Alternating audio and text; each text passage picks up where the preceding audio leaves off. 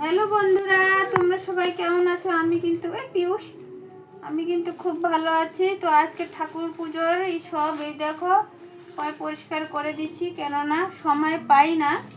আর তাছাড়া এই নাও, তারপরে সাথে সাথে আমার রাধে কৃষ্ণটাকে পরিষ্কার করে দেই। আর মাকে তো আমি স্নান টান করিয়ে রেডি করে রেখেছি, বুঝতে পেরেছো? মন্দির টন্দির সাজানো হয়ে গেছে। তো যাই হোক,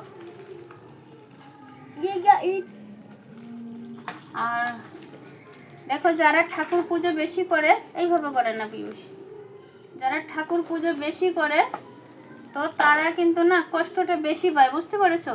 সেটা তুমি অনেক জায়গাতেই যেয়ে দেখো, বড় বড় সন্ত আত্মা, সন্ত বাবা যা আছে সে কিন্তু খুব কষ্টতেই সন্ত বেনিয়েছে।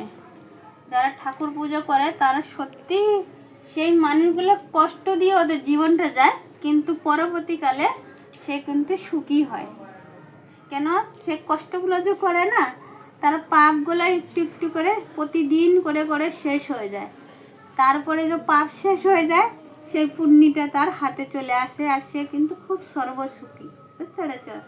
যাই হোক, দেখি ভগবান আমাকে কতদিন কষ্ট দেয় আর কত দিবে। আমি মাথা গুঁজে নিচ্ছি, যা কষ্ট দেওয়ার দেও ভগবান, আমি রেডি। তো বন্ধুরা, আজকের ভিডিওটা এই জায়গায় শেষ করছি, পুজোর টাইম হয়ে গেছে। তো টাটা, বাই বাই, হরে কৃষ্ণ রাধে কৃষ্ণ রাধে রাধে, জয় জগন্নাথ জি কি। দেখো আমার ঠাকুর।